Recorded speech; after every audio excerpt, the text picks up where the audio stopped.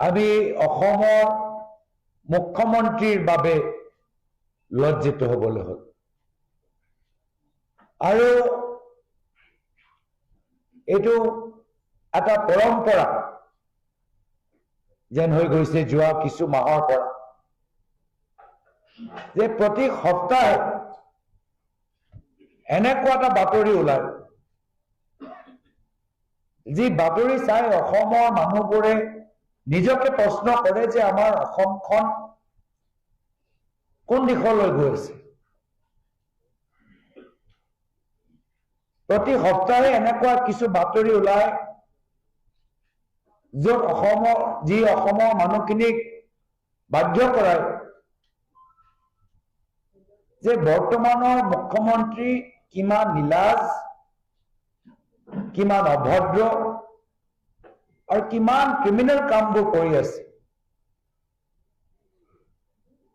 আৰু আজি বৰ্তমান নিৰ্বাচনত এয়া হৈছে অসমৰ জনসাধাৰণৰ সন্মুখত আটাইতকৈ ডাঙৰ প্ৰশ্ন, যে হিমন্ত বিশ্ব শৰ্মা ডাঙৰীয়াৰ দৰে এগৰাকী দুৰ্নীতিগ্ৰস্ত ক্ৰিমিনেল মাষ্টাৰমাইণ্ড, সিন্ডিকেটৰ চৰ্দাৰ অসমৰ মুখ্যমন্ত্ৰী হ'ব পাৰেনে আকৌ? আৰু আজি খুব গুৰুত্বপূৰ্ণ কথা তথ্য সহকাৰে পৱন খেৰা ডাঙৰীয়াই সকলোকে দেখুৱাই দিছে, যিখিনি কথা বহুতে চৰ্চাও কৰে। আমাৰ গুৱাহাটীৰ ভিতৰত, অসমৰ ভিতৰত এইখিনি কথা আমি নাপাতো নেকি? যে ডুবাইত কাৰ কাৰ ঘৰ আছে, ছিংগাপুৰত কাৰ কাৰ ঘৰ আছে, আমি এইখিনি কথা পাতিয়ে থাকো। ঘৰে ঘৰে এইবোৰ সব কথাই, কোন ডুবাইত ক্ৰিকেট খেলিবলৈ যায়, কোন আৰক্ষী বিষয়া ডুবাইলৈ গৈ থাকে, এইবোৰ সব কথা আমি পাতিয়ে থাকো আৰু বহুতখিনি কথা পাতো। কিন্তু আজি কিছু তথ্য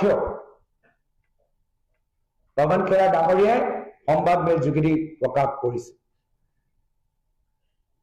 তেওঁ কি দেখাইছে? তেওঁ দেখাইছে UAE গোল্ডেন ভিসা। এই UAE ভিসা গোটেই চেহেৰা আপোনালোকে দেখা পাইছে, কাৰ ছবি দেখা পাইছে, ডিটেইলছবোৰ আপোনালোকে দেখা পাইছে। আৰু লগে লগে এই UAE ডকুমেণ্ট লগত ইজিপ্ট আৰু এণ্টিগুৱা দুটা বেলেগ দেশৰ আপোনালোকক ছবি আৰু পাছপোৰ্ট দেখাইছে। লগে লগে দেখাইছে যে ডুবাইৰ ভিতৰত প্ৰপাৰ্টি আছে। ডুবাইৰ ভিতৰত আল বাৰ্ষা সাউথ 4th ফ্ল্যাট 203 মে ৰেচিডেন্স টাৱাৰ 1, ইয়াত এটা ফ্ল্যাট আছে। আৰু হোটেল এভেলন, তাত ৰুম 224, এইখিনিত কাৰ নামত আছে সকলোৱে দেখাই দিছে। আৰু আমি বিচাৰো, আজি আমি মাত্ৰ আমি মুখেৰে কোৱা নাই, আমি ডকুমেণ্টবোৰ দেখাই দিছো। ডুবাইত যিমানবোৰ আমাৰ অসমীয়া মানুহবোৰ আছে আপোনালোকে নিজে গৈ চাই আহক, নিজে গৈ চাই আহক। আজি আপোনালোকৰ সন্মুখত আমি ৱেবছাইট খুলি দিছো, আমেৰিকাৰ চৰকাৰী এখন ৱেবছাইট খুলি দিছো। আপোনালোকৰ পিছত গৈ চাব sos.wyoming.gov মানে গভৰ্ণমেণ্ট ৱেবছাইট। অৰ্থাৎ নিজে ইয়াত যেনেকে আজি শ্লাইড শ্ব' HRINIKINANDI মাৰি গোটেই ফাইলিংবোৰ ওলাই গৈছে, আপোনালোকে কৰক। আজি আমি বিৰোধী দল, investigation agency CBI, income tax, और मुंह मोटे तो ये तो ईडी का केस बनता है, ये ईडी का केस है। ईडी কাৰ লগত আছে আমি জানো, কিন্তু জনতা আদালতত আপোনালোকক কৈছো যে সকলোৱে এই আমেৰিকান ৱেবছাইটত যাওক, ডুবাইত থকা অসমৰ মানুহবোৰ যাওক আৰু চাই আহক, আৰু কিবা পালে আমাক আৰু জনাই দিয়ক। और भी कुछ मिले तो हमको बता दीजिएगा। কিমান দুৰ্ভাগ্যজনক কথা যে যি অসমৰ মুখ্যমন্ত্ৰী নিজৰ আসনৰ এনেদৰে সুবিধাবোৰ লৈ আছে।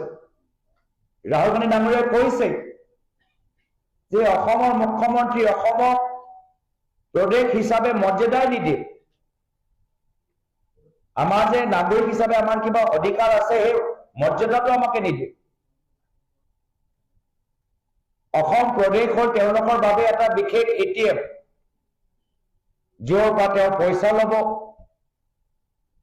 য'ৰ পৰা তেওঁ মাটি ল'ব। কিছু মাটি আদানীক দিলে, কিছু মাটি নিজৰ হাতত ৰাখিলে, কিছু মাটি বাবা ৰামদেৱক দিলে, আৰু হাজাৰ হাজাৰ টকা লৈ ডুবাই, ছিংগাপুৰ ক'ত ক'ত তেওঁলোকৰ আছে। ডুবাইতো আমি গম পাই গলো, ছিংগাপুৰতো কিবা আছে নেকি? প্ৰমাণ খেৰা কোৱাৰ দৰে মাত্ৰ আৰম্ভণিহে। গোটেইখিনি তথ্যবোৰ লাহে লাহে ফাদিল হ'ব, লাহে লাহে গম পাব। আৰু আজি পুনৰবাৰ একে প্ৰতিক্ৰিয়া। আজি আপোনালোকৰ মাজত যিখিনি তথ্য পৱন খেৰা ডাঙৰীয়াই দিছে, একে প্ৰতিক্ৰিয়া নহয় নেকি? ডেফেমেশ্যন কেছ দি কি ডাঙৰ কথা, কি ডাঙৰ কথা? ডেফেমেশ্যন কেছ দিম, মই গাই দিম নেকি কিমান ডেফেমেশ্যন কেছ এতিয়ালৈকে হিমন্ত বিশ্ব শৰ্মা ডাঙৰীয়া বা তেখেতৰ পৰিবাৰে দিছে? অলপ গাই দিওঁ, নহলে আমাৰ কাৰণে শুনিবলৈ প্ৰথম লাগে অ ডেফেমেশ্যন কেছ দিব, কিবা এটা আছে দেই। কিমান যে এতিয়ালৈকে ডেফেমেশ্যন কেছ দিলে অলপ মই গাই দিছো দেই। এইকেইটা মানে যোৱা 2-3 বছৰে এটা ডেফেমেশ্যন কেছটো মোৰ বিৰুদ্ধে আছে। সেপ্টেম্বৰ 2023 কি ডেফেমেশ্যন কেছ? আমি দেখাই দিলো গভৰ্ণমেণ্ট অফ ইণ্ডিয়া ৱেবছাইটৰ মিনিষ্ট্ৰী অফ ফুড প্ৰচেছিং ৱেবছাইটত কিষাণ সম্পদা এটা যোজনা আছিলে, চৰকাৰী আঁচনি। সেই চৰকাৰী আঁচনিত 10 কোটি টকা হিতাধিকাৰীক দিয়া যায়। হিতাধিকাৰী তালিকাত তাৰ নাম আছে মুখ্যমন্ত্ৰী পৰিবাৰ। এয়া হল ডেফেমেশ্যন কেছ মোৰ ওপৰত। কিন্তু ডাঙৰ কথা, ডেফেমেশ্যন কেছ 2022 এইবাৰ মনীষ সিসোদিয়া সেই সময়ত দিল্লী উপ মুখ্যমন্ত্ৰী, সেই সময়ত কি ডেফেমেশ্যন কেছ দিলে? যে কোভিডৰ সময়ত, যি সময়ত হিমন্ত বিশ্ব শৰ্মা ডাঙৰীয়া অসমৰ স্বাস্থ্যমন্ত্ৰী আছে, PPE কিট যথেষ্ট প্ৰয়োজন আছিল। PPE কিটৰ বিভিন্ন অৰ্ডাৰ বিভিন্ন ভেণ্ডৰসকলক দিছে। তাৰ ভিতৰত এজন ভেণ্ডৰ হ'ল তেখেতৰ পৰিবাৰৰ লগত সম্পৰ্ক থকা এটা কোম্পানী। আৰু যি ৰেট, সেই ৰেট বেছিকে দিয়া গৈছে। তো আকৌ কি কৰিলে? ডেফেমেশ্যন কেছ দিলে।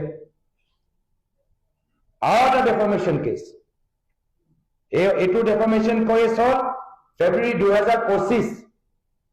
কি ডেফেমেশ্যন কেছ? সুপ্ৰিম কোৰ্ট অধিবক্তা উপমন্যু হাজৰিকাৰ বিৰুদ্ধে।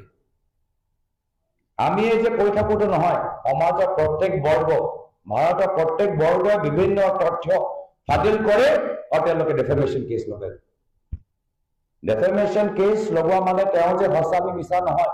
ডেফেমেশ্যন কেছ তেওঁলোকৰ লগোৱা মানে যে এইটো কথা আৰু বেছি চৰ্চিত নহওক, তাৰ কাৰণে তেওঁলোকে ডেফেমেশ্যন কেছ লগায়। এইবাৰ কি ডেফেমেশ্যন কেছ লগালে? কি NH নেশ্যনেল হাইৱে 715 কলিয়াবৰ তিনিআলিৰ পৰা ডাইভাৰ্ট কৰা গ'ল। এটা বিশেষ মাটি যোগে ওচৰলৈ লৈ যোৱা হ'ল, য'ত সেই মাটিৰ মালিক কোন হয় সকলোৱে জানে, মুখ্যমন্ত্ৰী পৰিবাৰ। এইটোও ডেফেমেশ্যন কেছ। আৰু এটা ডেফেমেশ্যন কেছ এবাৰ কাৰ লগত? এবাৰ দিলে অখিল গগৈ ডাঙৰীয়াৰ ওপৰত। এবাৰ কি ডেফেমেশ্যন কেছ দিলে? এই ডেফেমেশ্যন কেছ দিলে যে যেতিয়া জুবিন দাৰ মৃত্যু হ'ল ছিংগাপুৰত, 3 দিনীয়া সেই অনুষ্ঠান, নৰ্থ ইষ্ট ফেষ্টিভেল অনুষ্ঠান চলি থাকিল। আৰু তাৰ ভিতৰত গোল্ডেন থ্ৰেডছ কোন মালিক গোল্ডেন থ্ৰেডছ সকলে জানে গোল্ডেন থ্ৰেডছৰ তাত এক্সিবিশন তাত চলি আছে এই একে ডেফামেশন কেস দিলে লুৰিণজ্যোতি গগৈৰ ওপৰত যে গোল্ডেন থ্ৰেডছ তেওঁলোকৰ এক্সিবিশন আছিল এটা ডেফামেশন কেস এবাৰ হিমন্ত বিশ্ব শৰ্মা ডাঙৰীয়াই দিলে আমাৰ বিৰুদ্ধে ভূপেশ বঘেল ডাঙৰীয়াৰ বিৰুদ্ধে জিতেন্দ্ৰ সিং ডাঙৰীয়াৰ বিৰুদ্ধে মোৰ বিৰুদ্ধে যে তেওঁ যে বিভিন্ন ঠাইত যে মাটি লৈছে নিজৰ নামত পৰিবাৰৰ নামত তেওঁলোকৰ চেনেলত কাম কৰা মানুহৰ নামত সেইখিনিও যে আমি মিছা তাৰ ওপৰতো ডেফামেশন কেছ তো তেওঁলোকৰ এই ডেফামেশন কেছৰ পৰা কোনো ভয় নকৰে ডেফামেশন মোৰ মতে এইবোৰ সব কথা আমি জানো সঁচা डेफेमेशन केस माने पवन खेरा जी ने जो बोला है एकदम निशाने पे बोला है बोल जाए टार्गेट पॉइंट कोई एकदम पॉइंट एकदम जे ए जे থাকে टार्गेट ए शूटिंग जे कले करे शूटिंग करी एकदम डेड सेंटर एकदम बोल जाए शॉट मारिले जार फलत हताश হয় আবুল তাবুল কোৱা মুখ্যমন্ত্ৰী নিজে ट्वीट करिसे और डेफेमेशन केस माने आप सोच लो कि आप सही हो आप पकड़ लो आप सही हो तो कि भाविबो যে डेफेमेशन केस লাগিলে এইখিনি কথা মানুহৰ মাজত চৰ্চিত নহব অসমৰ ৰাইজে এবাৰ নিজৰ বিবেক বোধ দিব মানুহবোৰ বাবে একো নতুন কথা নহয় বুঝছ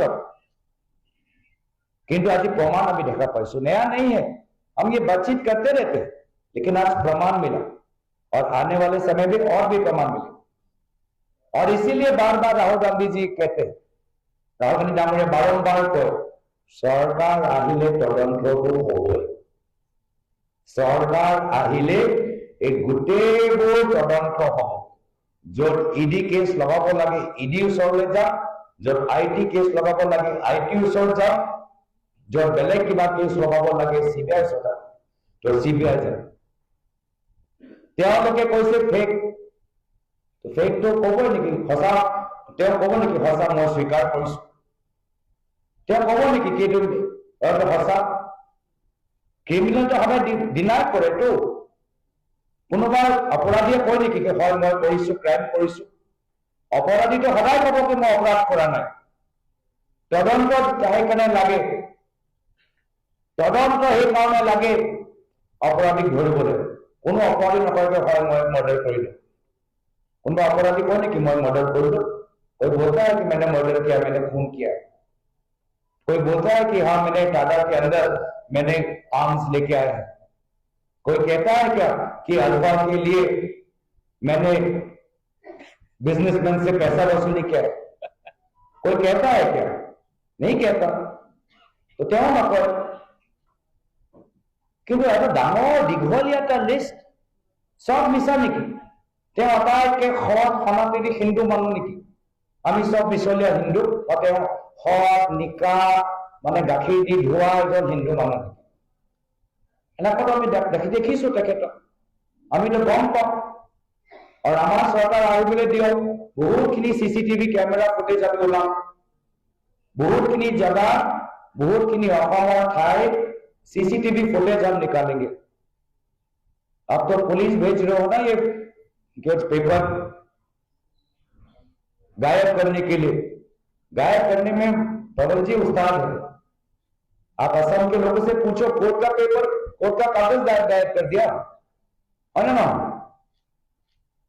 हिमंत विश्व शर्मा डांगरिया कोरोना फोटो केस नायकिया कोई दिया नहीं तो यार फेक कोन की दाम करे কিন্তু কিমান আমাৰ অসমৰ মানুহ এনেদৰে অহংকাৰী দুৰ্নীতিগ্ৰস্ত সিন্ডিকেটৰ চৰ্দাৰ দৰে এগৰাকী ব্যক্তি মুখ্যমন্ত্ৰী আসনৰ ওপৰত আমি বহিবলৈ দিম কেনেদৰে বহিবলৈ দিম নিদিও আমি অসমীয়া ৰাইজে বা নিদিয়ে এবাৰ মই 100% গ্যাৰেণ্টি আকাৰে কৈছো হিমন্ত বিশ্ব শৰ্মা ডাঙৰীয়া পৰৱৰ্তী দিনত মুখ্যমন্ত্ৰী নহয় তেওঁৰ ওপৰত তদন্ত হ'ব তেওঁৰ ওপৰত ইনভেষ্টিগেশ্যন